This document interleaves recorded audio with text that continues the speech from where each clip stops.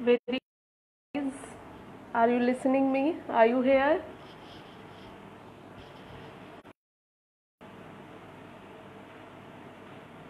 I'm waiting for your comments.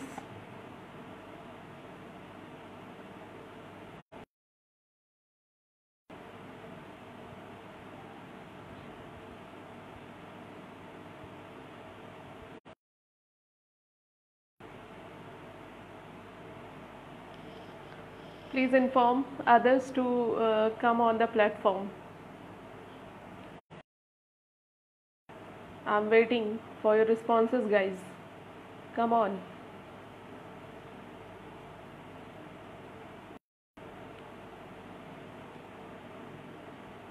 I know it's been a gap yesterday, so must be there a laziness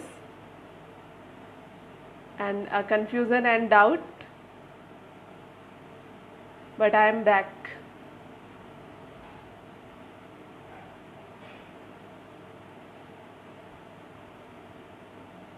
Please do fast, inform one another, each other, whom you know, message to more and more.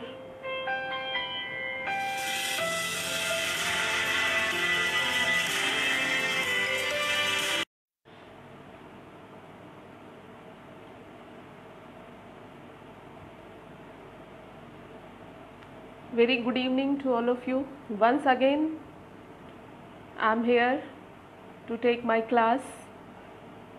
In last classes, we have discussed many approaches and methods of English teaching in our classes and how we can heal the situation. Actually, English is very prejudiced language.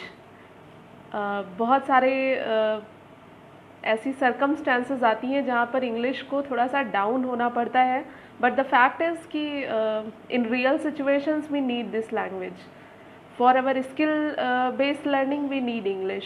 तो आज के समय में जो English है वो हमारी skill development का काम कर रही है.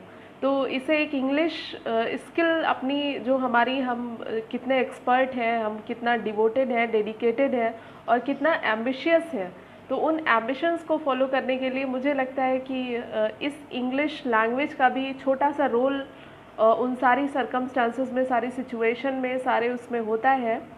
तो I am also very glad to see you here, to all of you, and expecting much more countings here. And please just putting a thumb, say you are here. I am waiting for your responses. In last classes we have discussed some methods and I want कि आप यहाँ पर अपने comments में उन methods को एक बार फिर से mention करते चले, because when we take gap and when the gap becomes for 48 hours then it's too much to go ahead.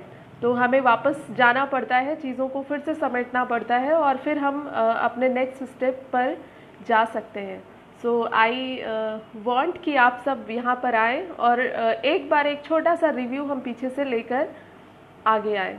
बार बार मैं एक वर्ड यूज़ करती हूँ यहाँ आपकी क्लास में, prejudice, PREJUDICE. Can anybody tell me what is the meaning of, what is the reference of this word prejudice?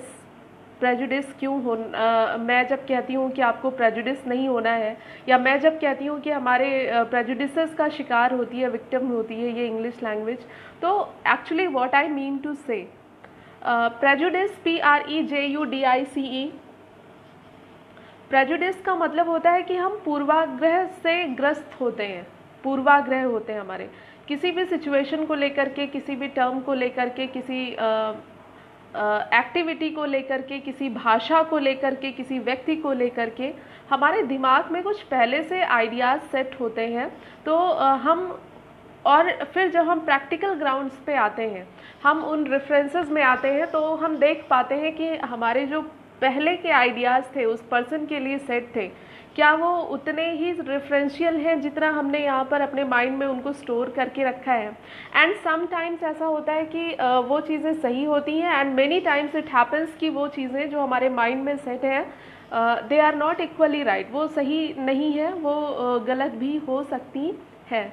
तो उस time पर जब मैं इंग्लिश को लेकर के वर्ड बार बार यूज़ करती हूँ कि इंग्लिश के लिए हम प्रेजुडिस्ड होते हैं, तो एक्चुअली मैं थोड़ा सा कन्वर्सेशन आपसे आज करना चाहती हूँ, बिकॉज मुझे लगता है कि हमने एक जो गैप बना लिया है सैटरडे टू मंडे का, तो उस गैप के लिए हमारे आपके बीच में एक बार फिर से वही कंपैटिबिलिटी क्रिएट हो जाए, तो थोड़ा सा ज़रूरी है कि मैं यहाँ पर अपने व्यूज़ रखूँ और आपको अपने इनबॉक्सेस में देख सकूँ कि आपके यहाँ पर क्या व्यूज़ हैं जो हम डिस्कस कर रहे हैं।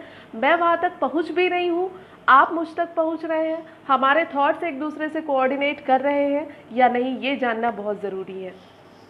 तो मैं यहाँ पर कहना ये चाह रही हूँ कि जब हम इंग्लिश भाषा के परिप्रेक्ष्य में ये बात करते हैं कि इंग्लिश हमारे प्रेजुडिसेस का शिकार है, तो इंग्लिश आज के समय में is the language which is not a language, which is actually your skill.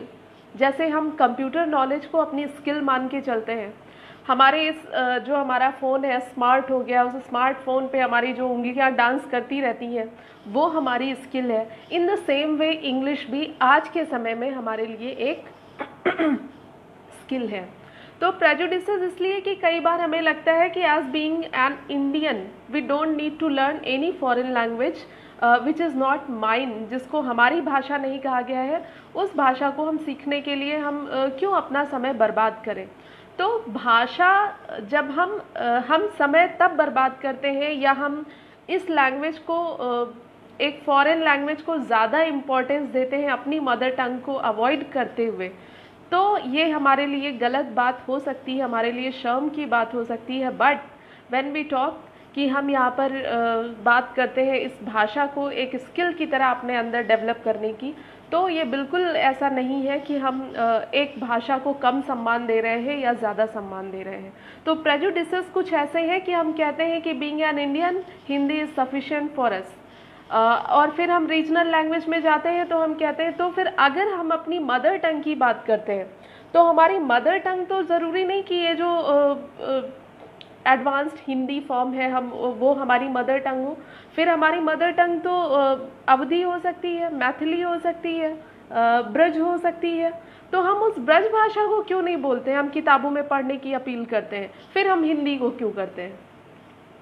तो इन सारी भाषाओं में छोटे छोटे से डिफरेंसेस हैं, और उसका रीज़न शायद ये नहीं है कि हम अपनी भाषा को, हम अवधि को कम महत्व दे रहे हैं। उसका मतलब ये है कि हम उस अवधि भाषा में अपनी पहचान को मेंटेन रखते हुए, अपनी आइडेंटिटी को बचाते हुए, अपनी इंडिविजुअलिटी पर काम करते हुए हम ऐसे बहुत सारे लोगों से कनेक्ट होना चाहते हैं जिन्हें ये भाषा नहीं भी आती है, तो भी हम उन तक अपनी चीज़ों को पहुँचाएँ और उनकी चीज़ों से हम इंटरैक्ट कर पाएँ। तो इसलिए ये बात ज़रूरी होती है, इसलिए हम इन पॉइंट्स पे आके बात करते हैं। तो जब हम अवधि की जगह हिंदी बोल सकते हैं, हो सकता है ये सब हिंदी की ब्रांचेस हो, इनसे समझना इजी हो, बट सिचुएशन के अकॉर्डिंग हमारी हिंदी में भी तो धीरे धीरे हमारी इंग्लिश जो है अपनी पकड़ बना रही है। हमारी हिंदी में ऐसी बहुत सारी टर्म्स हैं, ऐसे बहुत सारे वर्ड्स हैं जिनको हम इंग्लिश में ही यूज़ करना चाहते हैं, या शायद कई बार ऐसा होता है कि जिनकी हिंदी यूज़ करना हमें लगता है कि वेस्ट ऑफ टाइम है। जैसे जब हम कहते हैं कि हम ट्रेन का वेट कर रहे हैं, हम ट्रेन का वेट कर रहे हैं, क्या इसमें आपने अंग्रेजी बोली है? और अगर अंग्रेजी नहीं बोली तो आप ये कह सकते हैं कि क्या आपने हिंदी बोली है? तो आप जब आप ट्रेन का वेट कर रहे हैं and you are saying to someone जो हिंदी जानता है, जो इंग्लिश नहीं जानता, तो at the time what are you doing? आप एक ऐसी लैंग्वेज का यूज़ कर रहे हैं जो उन दोनों के बीच में इंटरैक्टिव है, जो ना तो हिंदी है ना इंग्लिश है, उन दोनों के बीच में कंपैटिबिलिटी है, अंडरस्टैंडिंग है, समझ उनकी बनी हुई है। तो हम ट्रेन भी कहते हैं तो चलता है, हम वेट भी कहते हैं चलता है, हम फील्ड भी कहते हैं तो चलता है, और हम मैदान भी कहते हैं तो उतना ही एक्सेप्टेबल होता है। तो हम इस तरह से यहाँ पर अपनी बात करते हैं। तो जब इंग्लिश की बात करते हैं तो इंग्लिश को भी हम उसी तरह स्किल में लें, हम उसे क्यों प्रेजुडिस हो करके नैरो माइंड के साथ हम उसे एक्सेप्ट करते हैं? हमारी भाषा के साथ साथ हमें अंग्रेजी भाषा ये बिल्कुल नहीं कहती है कि आप हिंदी को साइड कर दो, आप संस्कृत को मत सीखो, आप उसमें कम्युनिकेट मत करो। ये सिर्फ ये कहती है कि जब आपको ज़रूरत हो तो आप ये भी बता दो कि आप जितना अपनी भाषा में परफेक्ट है, जितना अपनी मदर टंग में परफेक्ट है, उतना ही आप इस दूसरी भाषा का भी इतना ज्ञान, इतनी नॉलेज तो रखते हैं कम से कम कि उसके साथ आप अंडरस्टैंडिंग बना सकते हैं। ठीक है, so let's come to the topic and हम रिवाइज करते हैं एक बार फिर से। राजा राम मोहन राय से हम शुरू करेंगे। Raja Ram Mohan Roy was the first Indian who proposed for medium of English, mode of English in Indian education system. और उसके बाद धीरे धीरे कुछ ऐसी चीज़ें आई जहाँ पर इंग्लिश जो है वो इम्पॉर्टेंट होती चली गई, और लेकिन हमारे इंडियन कॉन्टेक्स्ट में उस हिंदी के साथ इंग्लिश को उतने ही कंपैटिबिलिटी के साथ रखना ग्राउंड पर, उतनी ही समझ के साथ डेवलप करना, तो उन अप्रोचेस में कुछ छोटे छोटे से डिफरेंसेस आते चले गए। मीन्स स्टार्टिंग हमने एक विदेशी भाषा को सीखने से की, जब हम वहाँ पर ट्रांसलेशन का, अनुवाद मेथड का यूज़ करते थे, तो इंग्लिश को हम अपनी मदर टंग में ट्रांसलेट करके हम समझते थे कि what is the idea behind it, what is written between the lines. तो हम वहाँ पर अपनी अंडरस्टैंडिंग अपनी मदर टंग में उस भाषा के लिए रखते थे। बट फिर लगा कि नहीं, सिर्फ समझना ही काफ़ी नहीं है, इसको थोड़ा सा और अपने माइंड सेट को ब्रॉड करना ज़रूरी है। तो उस सिचुएशन में क्या हुआ कि हम सभी एक ऐसे ग्राउंड पर आए जहाँ पर धीरे धीरे उसको हील करने की कोशिश की गई, और तब हम आ जाते हैं डायरेक्ट मेथड में। मीन्स हमारे सिचुएशन में, हमारे सराउंडिंग्स में, हमारी क्लासेस में एक ऐसा मेथड डेवलप किया गया जिसमें किसी दूसरे मीडियम की ज़रूरत नहीं है। Directly a language is introduced which has to be learn. जो सीखी जानी है उस भाषा को डायरेक्ट इंट्रोड्यूस किया जाता है। हम इंडिकेशंस यूज़ करते हैं, हम उनके लिए टीचिंग लर्निंग एड्स यूज़ करते हैं, और उसके बाद हम उस भाषा के लिए एक अंडरस्टैंडिंग डेवलप करते हैं। मीन्स हम उनके हिंदी मीनिंग्स बताएं। आई मीन्स आँख होती है, ये बताना ज़रूरी नहीं है, बट आई क्या है हमारे बॉडी ऑर्गन्स में, ये जानना ज़्यादा ज़रूरी है। तो उस तरह से हम उस पर काम करते हैं। शिखर, आप कह रहे हैं कि हम जहाँ पे रहते हैं वहाँ जो भाषा बोली जाती है उसी की आदत हो जाती है। Yes, that's what I am saying, कि हम जो भाषा बोलते हैं उसकी हमें आदत हो जाती है। बट हम कभी अपने आसपास प्रैक्टिकल्स तो नहीं करते, हम एक्सपेरिमेंट्स तो नहीं करते, बट उसके लिए भी हम मोटिवेटेड रहते हैं। हमारे आसपास साइंस तो नहीं बोली जाती, मैथ्स तो नहीं बोली जाती, बट हर समय लोग इक्वेशंस ही नहीं बनाते रहते, सॉल्व करते रहते, बट हमारा इंटरेस्ट क्रिएट होता है। तो it's depend on you, it depends on us कि हम किस भाषा को या किस स्किल को या किस चीज़ में, क्या हम अपने आप को इतना कम इंटेलिजेंट मानते हैं, या हमारी क्षमता इतनी कम है कि हम एक भाषा के साथ दूसरी भाषा नहीं सीख सकते, एक विषय के साथ दूसरा विषय नहीं सीख सकते, एक नॉलेज के साथ अगर हम दूसरी स्ट्रीम भी यहाँ पर ले लेंगे तो वो बदल जाएगी। कई बार ऐसा होता है कि एक पर्सन ऑफिशियली किसी एक चीज़ को ही जानता है, but unofficially is skilled with lots of things. तो वो कहाँ से आई हैं? वो आई हैं कि आप, एक टीचर क्लास में बोलता है, एक टीचर स्टेज पर भी बोलता है, लेकिन एक इंजीनियर, उसको गिटार बजाना तो नहीं सिखाया जाता, बट वो चाहता है कि उसकी ये स्किल अगर है तो वो भी डेवलप हो, तो वो उस पर काम करता है और वो एक पियानिस्ट हो जाता है, गिटारिस्ट हो जाता है। तो ये डिपेंड करता है कि हमारा इंटरेस्ट कितना है, और समय को देखते हुए अगर हम मल्टी स्किल्ड नहीं होते हैं, अगर हम प्रोफिशिएंट नहीं होते, अगर हम अपने आप को ज़्यादा से ज़्यादा एक्सपर्ट नहीं बनाते, चीज़ों में एक्सपर्टीज़ की तरफ नहीं मूव करते, हम सिर्फ और सिर्फ एक ऑप्शन लेकर के चलते हैं, then you tell me how much sufficient it is in the current situation. आपको लगता है कि नहीं, बस यही एक चीज़ पर्याप्त है और हमें इतना आता है कि हमारे लिए पर्याप्त है, तो क्या आज के समय में सर्वाइवल की डेफिनेशंस नहीं बदल गई हैं? आप लोग बता सकते हो कि पहले जो है सिर्फ सादी हवा में बैठना, लोगों के साथ बात करना, खाना पीना, अनाज उगाना, that was the term in survival, यही तो होता था। धीरे धीरे क्या हुआ, हम चीज़ों को और डेवलपमेंट की तरफ चलते गए, और सिचुएशन ऐसी हुई कि हमारे लिए सर्वाइवल के मतलब आज बदल गए हैं। आज के समय में जो सर्वाइवल की डेफिनीशन है या सर्वाइवल की जो सिचुएशन है, क्या वो 20 साल पहले या 25 साल पहले या जब आप 30 साल पहले अपने दादा बाबा के से बातें सुनते हैं, क्या उस समय भी यही डेफिनीशन हुआ करती थी जो आज आपके लिए है? नहीं ना।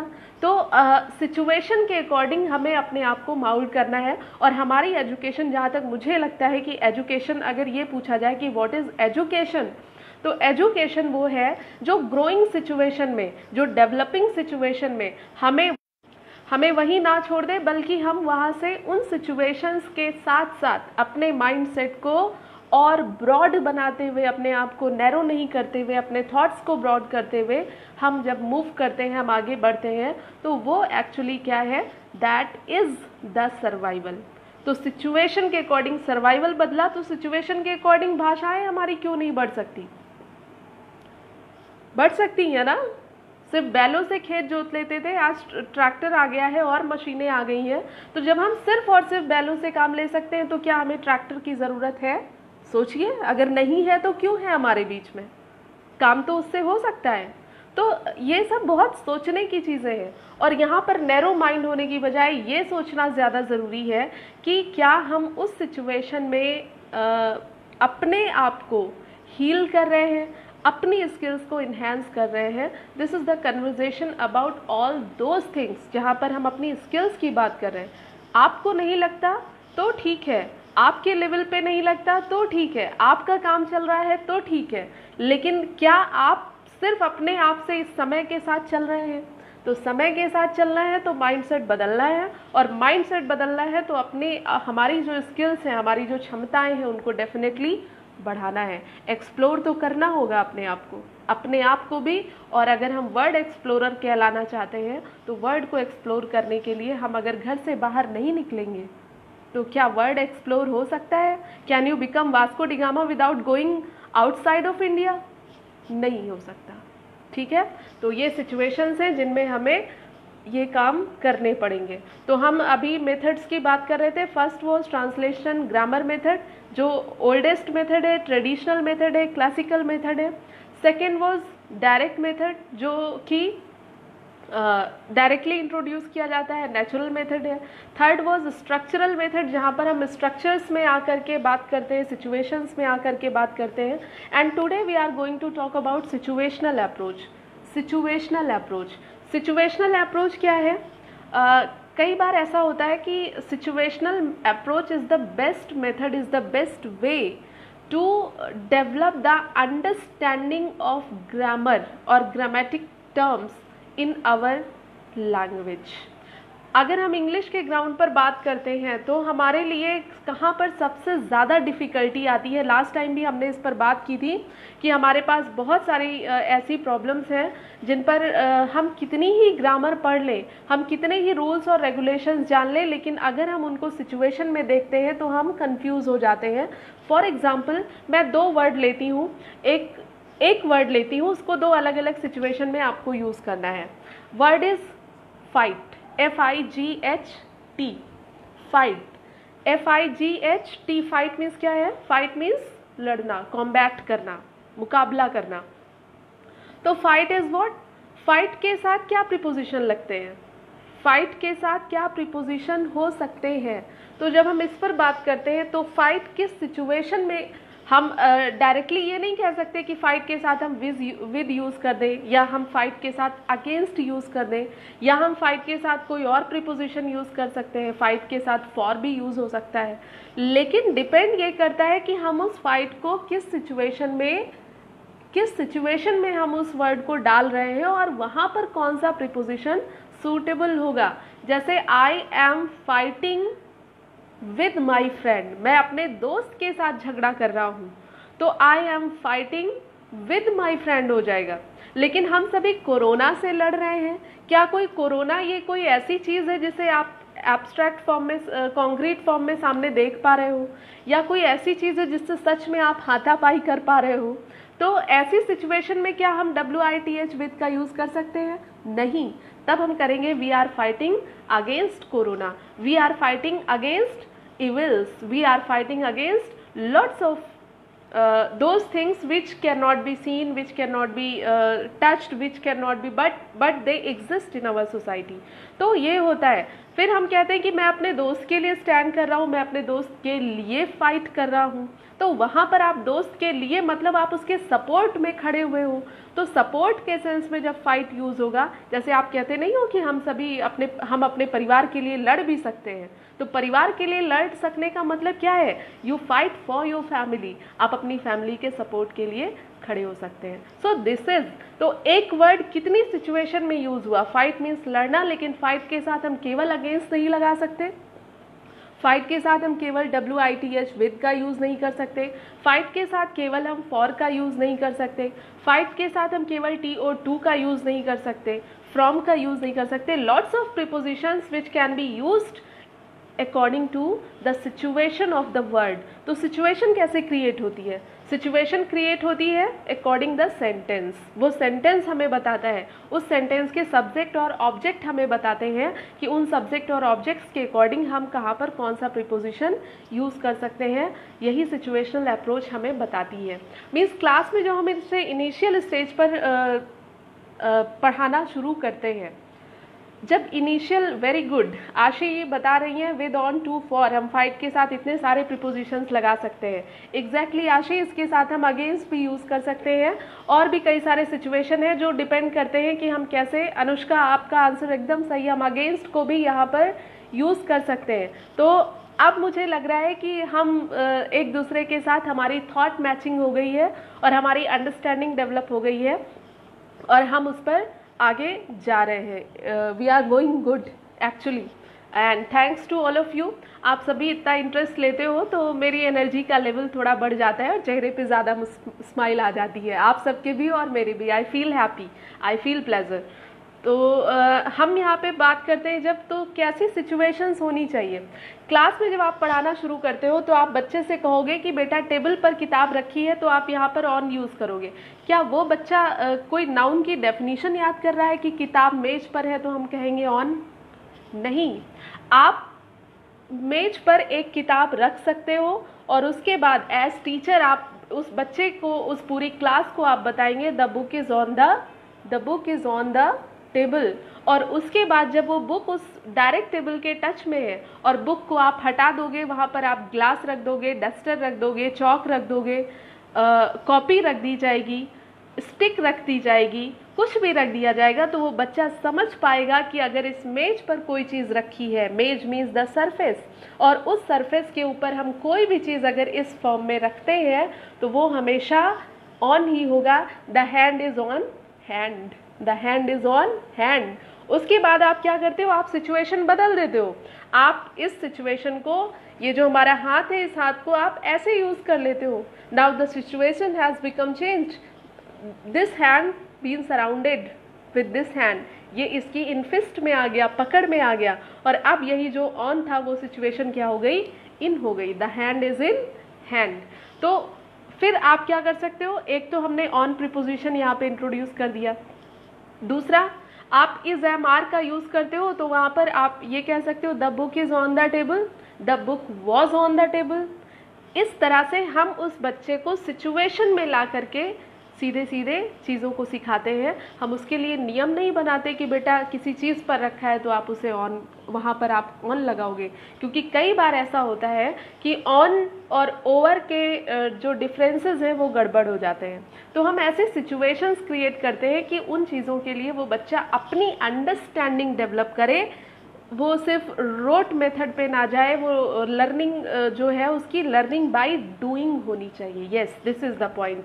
हम यहाँ पर जब सिचुएशनल अप्रोच की बात करते हैं तो यहाँ पर जो लर्निंग का प्रोसेस है, जो लर्निंग का मेथड है, वो क्या है? वो है learning by doing.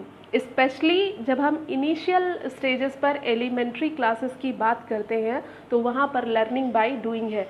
Same way आप उस बुक को उस टेबल के नीचे रख सकते हो और आप ये बता सकते हो now the book is under the table. आप उस बुक को उस टेबल की ड्रॉर में रख सकते हैं और आप कह सकते हैं the book is in the drawer. तो आप इस तरह की सिचुएशंस बनाते हैं, ऐसी सर्कमस्टांसेस क्रिएट करते हैं जो उस समय उस क्लास के लिए जो कुछ भी आप सिखाने जा रहे हो वो प्रैक्टिकल ग्राउंड्स पर उस बच्चे को दिख रही होती है एंड वहाँ पर वो सिचुएशन होती है. त्रिभुवन ने पूछा है what is difference between on and upon. हम इन चीज़ों पर ज़रूर डिस्कशन करेंगे त्रिभुवन. हमारी कल की क्लास आप कंटिन्यू करिएगा, हमारी क्लासेस कंटिन्यू करिए. अगर हम यहाँ प्लीज़ मेंशन कि हम यहाँ पर कुछ ऐसा फोकस नहीं कर रहे हैं जो सिर्फ प्रीपोजिशन पर हो. I just make you understand कि हम सिचुएशनल अप्रोच को किस तरह से सिचुएशन में कन्वर्ट करते हैं। यहाँ पर प्रीपोजिशन की अंडरस्टैंडिंग के साथ साथ हम टेंसेस की अंडरस्टैंडिंग भी डेवलप कर सकते हैं। और मुझे लगता है, इन माय व्यू, अगर मुझसे पूछा जाए तो किसी बच्चे में ग्रामर की अप्रोच को जनरली डेवलप करने के लिए हमने डायरेक्ट से शुरू किया था। डायरेक्ट जो है वो प्रैक्टिकल अप्रोचेस पे ही आके रुकता है। तो अगर हम जनरल अप्रोचेस की बात करते हैं, हम जनरलाइजेशन पर बात करते हैं, तो हमें लगता है कि सिचुएशनल अप्रोच परफेक्ट है, जहाँ पर आपको किसी भी सिचुएशन में आप एक टेंस का, नाउन का, प्रोनाउन का, सब्जेक्ट का, ऑब्जेक्ट का, प्रीपोजिशन का, कंजंक्शन का हर एक डिफरेंस क्रिएट करते हुए चल सकते हो। सेकेंड थिंग ये है कि जब हम यहाँ पर बात करते हैं तो यहाँ पर एक्चुअली जो है क्लासेस हमारी चलती कैसे है। क्लासेस, सोचिए आपने कोई ऐसी सिचुएशन दे दी है जिसमें बच्चे को सरप्राइज का व्यू करना है, सरप्राइज प्रेजेंट करना है, लेकिन वो ऐसे कह रहा है I am surprised, I am surprised, I am going to school, I am surprised. क्या इन दोनों सिचुएशन में कोई डिफरेंस आया? नहीं आया। तो ऐसे में करना क्या है? ऐसे में करना ये है कि हमें उन आइडियाज़ को या एक्सप्रेशन को विद एक्सप्रेशन डालना है, तो वो सिचुएशन हमारी सिचुएशनल हो जाएगी। मगर मतलब अगर हम सरप्राइज्ड कह रहे हैं तो सरप्राइज का एक सेंस बनना चाहिए। सरप्राइज सिर्फ एक वर्ड नहीं है, अमेज्ड सिर्फ एक वर्ड नहीं है, हमें उन चीज़ों के सेंसेस डेवलप करने हैं, उनको हम कैसे एक्सप्रेस करें ये थॉट डेवलप करना है। और इस थॉट डेवलपमेंट के साथ हमारी जो सिचुएशनल अप्रोच है वो अच्छा करती है और चीज़ों में जो अंडरस्टैंडिंग है वो अपने परफेक्ट लेवल पर आ सकती है। इसके अलावा इसको हम एक साइकोलॉजिकल अप्रोच कह सकते हैं। साइकोलॉजिकल अप्रोच, क्योंकि अभी हमने एक टर्म यूज़ किया था learning by doing, learning by doing, और जब हम करके सीखने की बात करते हैं तो नो डाउट वो एक साइकोलॉजिकल प्रोसेस हो जाती है। किताब को सिर्फ हम मेज पर रखा है, ये अनुवाद नहीं सिखा रहे, बल्कि किताब को हम मेज पर रख करके बता रहे हैं कि इन दिस सिचुएशन हम यहाँ पर ऐसा कर सकते हैं। ठीक है, तो ये परफेक्ट मेथड है, साइकोलॉजिकल अप्रोच है, लर्निंग बाय डूइंग की अप्रोच रखता है। आप कुछ पॉइंट्स को नोट करते चले अगर चाहे तो। Today we are discussing situational approach of English teaching, जहाँ पर रियल सिचुएशंस क्रिएट की जाती हैं और उन रियल सिचुएशंस के थ्रू बच्चे की ग्रामर डेवलप की जाती है, बच्चे के थॉट्स, बच्चे के एक्सप्रेशंस डेवलप किए जाते हैं। लर्नर को यहाँ पर सेल्फ क्रिएशन के लिए मोटिवेट किया जाता है। वो क्रिएशन जो उसकी अंडरस्टैंडिंग को क्रिएट करता है, उसकी अंडरस्टैंडिंग उस पर्टिकुलर आइडिया के लिए, पर्टिकुलर वर्ड के लिए, पर्टिकुलर थॉट के लिए डेवलप होती है। And you can use this method for synonyms, for antonyms, for tenses, for grammar, for everything, for each and every aspect of grammar what we discuss in the particular subject when we teach. ठीक है, तो हम सभी teacher बनने जा रहे हैं and कल की सिचुएशन में जब हम टीचर होंगे तो हमारी ये रिस्पॉन्सिबिलिटी होगी कि हम एक बच्चे को कैसे ज़्यादा से ज़्यादा at the top, at the most हम उसको सीखने के लिए कितना मोटिवेशन दे सकते हैं। तो मोटिवेशन देने के लिए सबसे ज़्यादा ज़रूरी है कि when you are skilled then you can make men skilled. अगर आपके अंदर स्किल नहीं है तो सिर्फ मोटिवेशन से काम नहीं चलता, आपके वर्ड मोटिवेशन काम नहीं करते। काम करता है क्या? काम करता है आपका बिहेवियर, और वो जो बिहेवियर है, आपका जो एटीट्यूड है, वो एक्चुअली मोटिवेट करने का काम करता है। बहुत अच्छा करूँ, बहुत अच्छा करूँ, बहुत अच्छा करूँ, इससे अच्छा नहीं होता है। हम बहुत अच्छा अपने फील्ड में करके दिखाते हैं, हम जो अपना काम है वो बेस्ट लेवल पर करते हैं। तो उस तरह से हमारी जो हमें फॉलो करने वाले लोग हैं, जो हमें इमिटेट करने वाले लोग हैं, जो छोटे छोटे स्टूडेंट्स हैं हमारे पास, वो हमें फॉलो करते हैं and they can learn. Yes, English is the subject of learning by doing. नहीं है तो करना पड़ेगा, नहीं है तो बनाना पड़ेगा। इट्स आवर रिस्पॉन्सिबिलिटी कि हम we just convert this language into learning by doing, करके सीखने की हम सिचुएशनल अप्रोचेस में आए। अब इसके लिए हम कौन कौन सी टेक्निक्स यूज़ कर सकते हैं? तो हम क्वेश्चनेयर टेक्निक यूज़ कर सकते हैं। Questionnaire technique means what is your name. तो बच्चा एक पैटर्न फॉलो करता है, my name is this. Where do you live? I live at, I live in. तो इन सारी चीज़ों के साथ जब हम नेक्स्ट डे 2-4-10 मिनट उन पर काम करते हैं, हम रिवीजन कराते हैं, हम sentences, word, subject, object, tenses बदल देते हैं, बट द फ्रेमिंग हमारी सेम रहती है, तो उस फ्रेमिंग पर बच्चा क्या कर रहा है, he is learning more and more, he has been motivated, उसे हम मोटिवेट कर चुके हैं, उसे हम अपनी रिदम में ला चुके हैं, और जब हम उसे अपनी रिदम में ले आए हैं तो we can do whatever we want, whatever we wish and whatever we are expected to do as teacher. तो वहाँ पर हमारे लिए ये चीज़ें हो जाती हैं। दूसरा ये है कि हमारे पास कई सारी ड्रिल होती हैं, जैसे कई बार छोटी छोटी पोएम्स इन चीज़ों का काम करती हैं। मीन्स बच्चा जब ट्विंकल ट्विंकल लिटिल स्टार पढ़ता है तो वो स्टार के साथ एक कनेक्टिविटी, जितना स्टार चमकता है उतना ही उस राइमिंग करने वाले बच्चे का चेहरा चमकता है। Have you ever felt? कभी जाइए, आप लोग तो अपनी टीचिंग में भी जाते हैं, इंटर्नशिप के लिए जाते हैं, इन सब चीज़ों को फील करिए, महसूस करिए, और फिर काम करेंगे तो आपको बहुत अच्छे रिस्पॉन्सेज आएंगे और बहुत मज़ा आएगा इस फील्ड में काम करने का।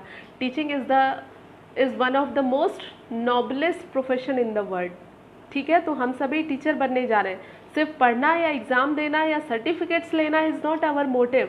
हमारा मोटिव ये है कि क्या हम सिर्फ और सिर्फ एक प्रोफेशनल बनने के लिए आए हैं या उस प्रोफेशन को अपने एटीट्यूड से बदलने के लिए आए हैं। हम अगर अपने बिहेवियर से 10 लोगों का बिहेवियर चेंज करते हैं then we are in the right way. Otherwise तो लाइफ एवरीबडी इज़ लिविंग, जो भी इस दुनिया में आया है ही इज़ लिविंग, एंड वो सिंपल सा एक फॉर्मूला है, आना एंड जाना, वो आप कुछ करें या ना करें वो चलता रहेगा, that's it.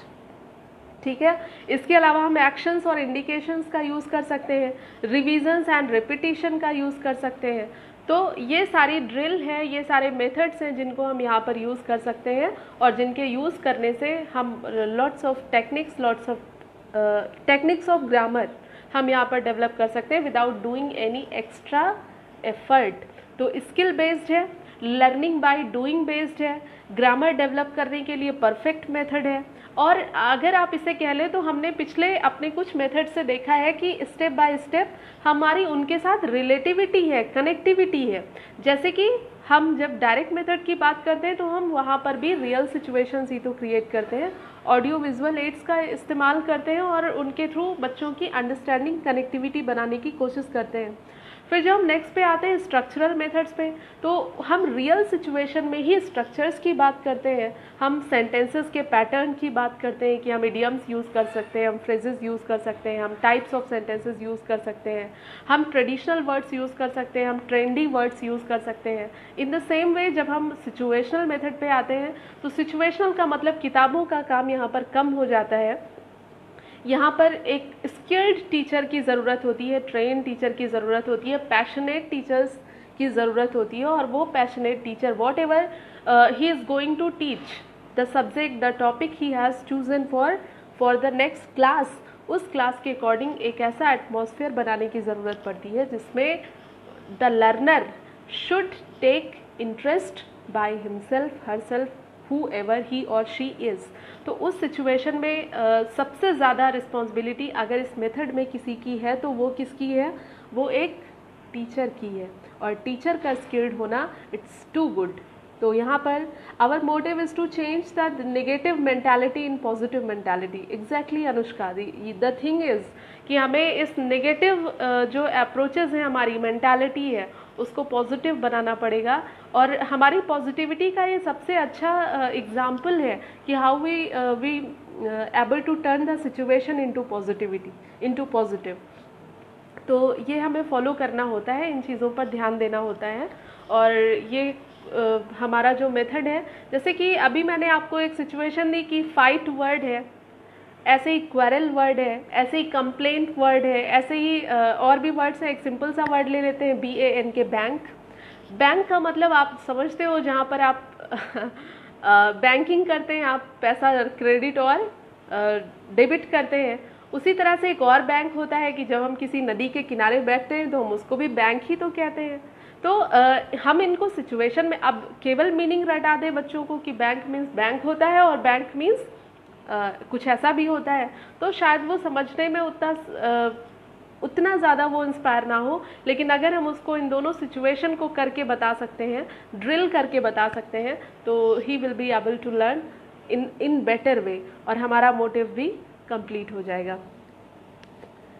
Saurabh, exactly, thanks आप लोगों का तो मैं एक्सेप्ट कर ही रही हूँ, but I am very thankful to all of you कि आप लोग यहाँ पर लर्निंग के लिए एक प्लेटफॉर्म आ रहे हैं, और आपका ये इंटरेस्ट जो यहाँ पर मुझे दिखाई देता है आप सभी लोगों का, who each and every one who is taking my class, तो मेरे लिए ये बहुत बड़ा मोटिवेशन है, क्योंकि मैं एक ऐसी लैंग्वेज के साथ आती हूँ जो लैंग्वेज हमारी लैंग्वेज नहीं है, बट हम उसे अपनी लैंग्वेज कहना या बनाना चाहते हैं, और हम उसे अपनी लैंग्वेज के साथ मिंगल करके यहाँ पर ज़्यादा से ज़्यादा मैं कोशिश करती हूँ कि मैं कंप्लीटली उस इंग्लिश के टर्म में ना जाऊँ, अपनी टर्मिंग में ना फंसूँ, अपनी स्पोकन एबिलिटी का यहाँ पर मैं बहुत ज़्यादा परफॉर्मेंस ना दूँ, बल्कि कोशिश ये रहती है कि how to make you able to understand, आप और हम एक दूसरे को कैसे समझ पाते हैं, दैट्स मोर इम्पॉर्टेंट। और बाकी तो आप लोग इस लेवल पे हो जहाँ पे आप फ्रेमिंग कर सकते हैं सेंटेंसेस को, वर्ड्स को कहाँ कैसे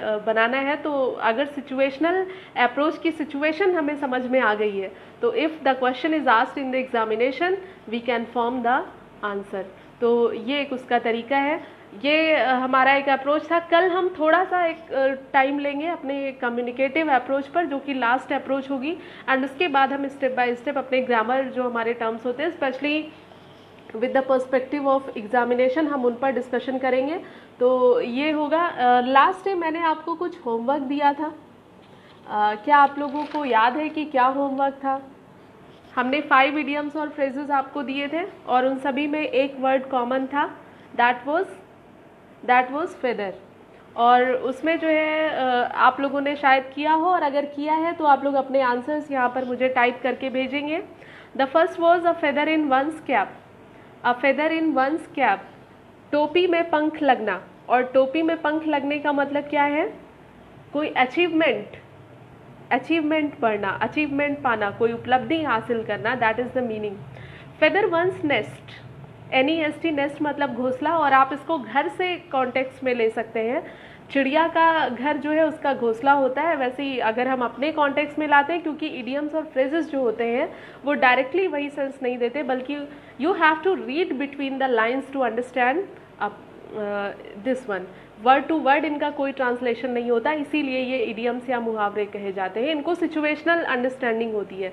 तो व्हेन वी से फेदर वंस नेस्ट, तो इसका मतलब होता है अपने घर में और ज़्यादा सुविधाएं जुटाते रहना, या अपना घोंसला बनाते रहना, ज़्यादा लग्जरी बनाना, लेकिन कैसे?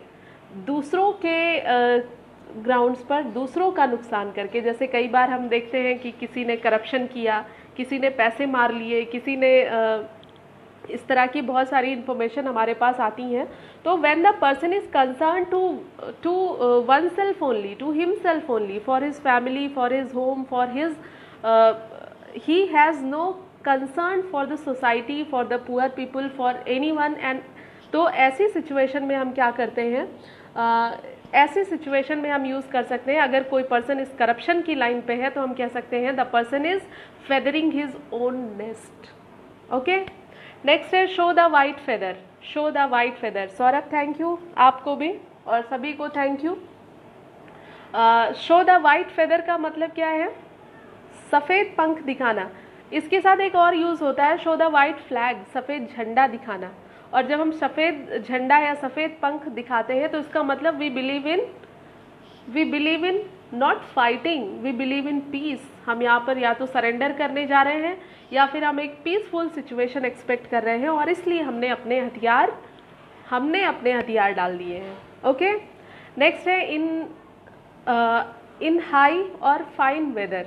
इन हाई वेदर फेदर, तो जो हम इन हाई फेदर कहते हैं, जैसे आप लोग इतने सारे यहाँ पे मुझे ब्लू कलर के थम्स तैरते हुए दिखाई देते हैं, आपके कमेंट्स आते हुए दिखते हैं, तो इससे क्या होता है?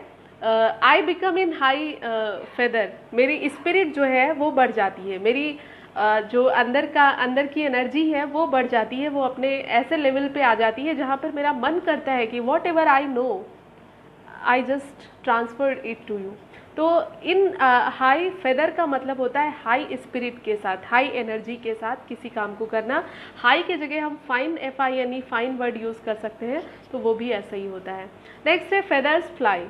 फेदर्स फ्लाई, पंखों का उड़ना। आपने देखा ना एक छोटा सा वो पहले वो उड़ता, हम लोग गाँव में रहते थे तो उड़ता रहता था, उसके पीछे भागते थे, बाबा है, दादी है, व्हाटएवर इज फ्लाइंग, और उसको पकड़ते थे। तो ये कुछ हल्की फुल्की चीज़ें होती हैं जो उड़ती रहती हैं। तो जब हम फेदर्स फ्लाई कहते हैं तो यहाँ पर हमारा जो शॉर्ट टेम्पर होता है, जो हमारा गुस्सा होता है, जो आ जाता है, तो फेदर फ्लाई गुस्से के लिए, एंगर के लिए यूज़ किया जाता है। ओके, उसके बाद हम आज के अपने होमवर्क पे आते हैं। एंड आई वांट कि आप सब इसे या तो नोट कर लें या फिर यहाँ से वापस से सुन लीजिएगा, या फिर आप यहाँ पर नोट कर लीजिएगा, क्योंकि कई बार जितना हम सोचते हैं हमारा ये दिमाग उससे कहीं ज़्यादा काम करता है। ओके, तो आज का जो काम है उसमें एक वर्ड आज भी कॉमन है, तो let's go for this. First one is take the bull by the horns. Take the bull, BULL, bull, by the horns, HORNS. Next है a bull in a china shop. A bull in a china shop, BULL, bull की बात कर रहे हैं हम लोग। A bull in a china, CHINA, china, SHOP, shop। ये वही चाइना है जिसने सबकी हालत खराब कर रखी है। ओके, नेक्स्ट है hit the bulls I. Hit the bulls I, BULLS, hit the bulls I, apostrophe लगा सकते हैं। नेक्स्ट है बुलशिट, BULLSHIT, बुलशिट अक्सर हम लोग यूज करते हैं। This is bullshit, completely bullshit, the lecture was completely bullshit. So what's the meaning of the idiom? And next है like a bull at a gate. Like a bull at a gate, ठीक है। तो should I repeat again? Should I repeat? Okay, I do. Take the bull by the horns, HORNS, horns मतलब सींग। A bull in a china shop, SHOP, shop. Next है hit the bull's eye. Next है bullshit and next है like a bull at a gate. Okay? तो ये हमारा कल का homework है, और कल हम इन सारी अप्रोचेस पर मैं चाहती हूँ कि आपके जो कमेंट्स होंगे वो इन पर कुछ जो क्वेश्चन बेस्ड हो सकते हैं, या आपके कुछ डाउट बेस्ड हो सकते हैं, या कुछ भी ऐसा जो थोड़ा सा डिफरेंट हो, या थोड़ा सा जिसने आपकी अंडरस्टैंडिंग को बढ़ाया हो, उन सभी चीज़ों पर हम आए। और कल हम अपनी कम्युनिकेटिव अप्रोच की, जो एक्चुअली इसका लास्ट मोड होगा। हम जब एक रास्ता, एक हमारा पैथ है जो अगर समझने की कोशिश करें तो बनता जाता है। सबसे पहले एक लैंग्वेज को समझने के लिए हम उसको समझने के लिए अपनी लैंग्वेज का यूज़ करते हैं। फिर जब उसके लिए हमारी अंडरस्टैंडिंग बन जाती है, जिन लोगों की बन जाती है, वो उसके लिए एक ऐसा सेटअप और गेटअप बनाते हैं कि बाकी लोगों को डायरेक्टली उस लैंग्वेज की अंडरस्टैंडिंग हो जाए। फिर उसके बाद हम उसी में और आगे बढ़ते हैं, तो हम उसके लिए सिचुएशनल और स्ट्रक्चरल अप्रोचेस बनाते हैं, और उनमें हम पर्टिकुलर सिचुएशन और उसमें हम अपनी अंडरस्टैंडिंग के साथ साथ हमारे साथ जो लर्नर है उनकी अंडरस्टैंडिंग को भी डेवलप करने का काम करते हैं। और जब हम इस लेवल तक आ जाते हैं तो हम कम्युनिकेशन के थ्रू, कई बार आप मुझे सुनते हैं तो हो सकता है आप कुछ चीज़ें फॉलो कर रहे हो, जब मैं आपको सुनती हूँ तो हो सकता है कुछ ऐसी चीज़ें हो जो मुझे लगे अरे ये मुझे नहीं आता, ये आप में से बहुत सारे लोग जानते हो, तो मैं आपको फॉलो करूँ। लेकिन यहाँ पर कम्युनिकेशन जो हम कहते हैं, then it's the speech, it's about the conversation, और उसको हम जब फॉलो करते हैं देन इट हैपन्स। सो आज हम लोग थोड़ा सा देर से आए थे, ज़्यादा नहीं, 2-4-5 मिनट शायद ऐसा हुआ होगा। तो कल हम टाइम का ध्यान रखेंगे, and more I want to see here, ज़्यादा से ज़्यादा लोगों को देखना चाहती हूँ, क्योंकि exactly you all are the only source of my energy for this class. ठीक है, I am not force from anyone, मुझे किसी का फोर्स नहीं है, बस आप लोगों का जब यहाँ पे इंटरेस्ट देखती हूँ तो मुझे लगता है कि मुझे यहाँ पर आपके साथ होना चाहिए, दैट्स द ओनली मोटिव। तो आप लोग यहाँ हैं, thank you so much, and कल मिलते हैं। ओके, नमस्कार।